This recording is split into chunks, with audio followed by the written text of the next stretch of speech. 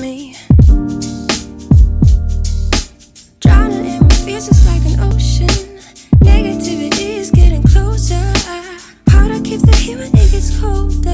You know, sometimes everything just gets hard. Shalom, anak-anak Bapak yang sangat dikasihinya. Berjumpa lagi dengan program Good News Devotion Today by Grace of Christ Community Church Surabaya. Mari sebelum kita mulai aktivitas kita akan mendengarkan renungan pagi ini. Biarlah renungan ini memberkati kita semuanya. Kita buka di dalam Keluaran pasal yang ke-14 ayat yang ke-14. Di situ bunyi firman Tuhan demikian. Tuhan akan berperang untuk kamu dan kamu akan diam saja. Kalau dalam versi BIMK bahasa Indonesia masa kini bunyinya demikian. Tuhan akan berjuang untuk kamu dan kamu tidak perlu berbuat apa-apa. Ayat ini ditulis ketika Tuhan membawa bangsa Israel keluar dari Mesir menuju tanah Kanaan, keluar dari perbudakan menuju negeri yang dijanjikan, negeri yang berlimpah-limpah susu dan madu. Tetapi Firaun mengejar bangsa Israel karena Tuhan yang mengeraskan hati Firaun. Kita lihat di dalam Keluaran 14 ayat yang keempat. Aku akan mengeraskan hati Firaun sehingga ia mengejar mereka, dan terhadap Firaun dan seluruh pasukannya aku akan menyatakan kemuliaanku sehingga orang Mesir mengetahui bahwa akulah Tuhan. Lalu mereka berbuat demikian. Tuhan berbuat demikian supaya bangsa Mesir tahu bahwa Tuhanlah satu-satunya Tuhan. Tidak Tuhan selain Tuhan kita dan Bapa kita yang kita sembah dalam nama Tuhan Yesus Kristus. Dia menyatakan kemuliaannya melalui bangsa Mesir. Jadi ketika Tuhan mengeraskan hati Firaun, itu tandanya Tuhan menyatakan kemuliaannya melalui bangsa Mesir. Ketika Tuhan mengeluarkan bangsa Israel keluar daripada Mesir. Kalau di dalam ayat itu bangsa Israel takut dan makanya Musa berkata, Tuhan yang akan berperang untuk kamu dan kamu akan diam saja. Itu artinya bahwa rest, tinggal tenang, rest in Christ, tinggal tenang di dalam Kristus. Percayalah bahwa Bapa yang melakukannya dalam setiap kehidupan kita. Apapun yang kita kerjakan, apapun yang kita hadapi, baik saat ini, di depan kita, maupun nanti yang akan kita hadapi, khususnya di masa pandemi ini, percayalah bahwa Bapa yang akan bertindak, Bapa yang akan berjuang, Bapa yang akan melakukannya demi kita.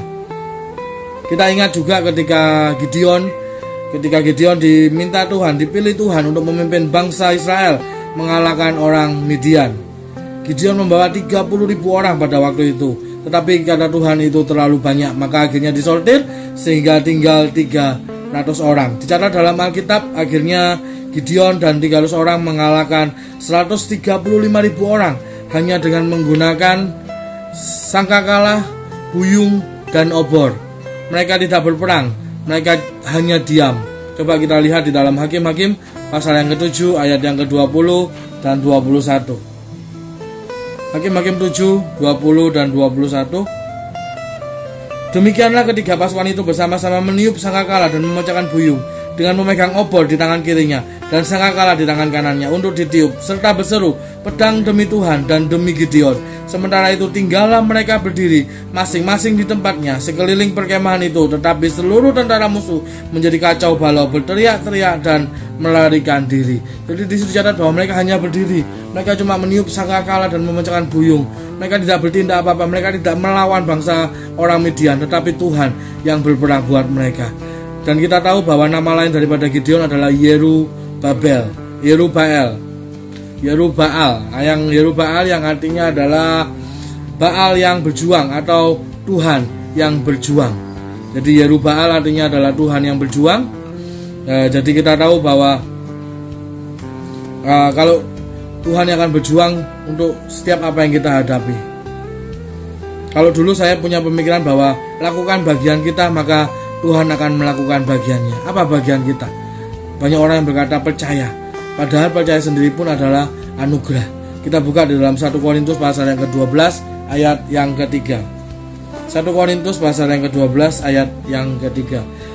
Karena itu aku mau meyakinkan kamu bahwa tidak ada seorang pun yang berkata-kata oleh Roh Bapa dapat berkata terkutuklah Yesus, dan tidak ada seorang pun yang dapat mengaku Yesus adalah Tuhan selain oleh Roh Kudus. Jadi ayat ini ditegaskan bahwa tidak ada seorang pun yang bisa mengaku bahwa Yesus adalah Tuhan. Tidak ada seorang pun yang bisa beriman percaya bahwa Yesus adalah Tuhan selain daripada Roh Kudus.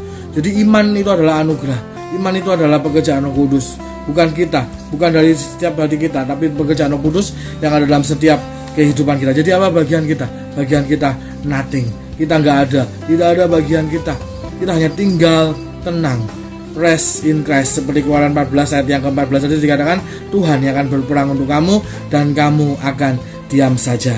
Percayalah, ya, biarlah pada saat ini kita mau tinggal diam, kita mau tinggal tenang di bawah kaki Kristus. Seperti Maria, kita mau diam, kita mau ambil bagian yang terbaik, bahwa kita tinggal tenang di dalam Kristus. Dan biarlah Yesus yang akan berjuang, Tuhan yang akan melakukannya bagi setiap kehidupan kita. Yeru Baal, Tuhan yang berjuang. Mari kita berdoa. Kami mengucap syukur Bapa, kami percaya anugerah-Mu dalam setiap kehidupan kami.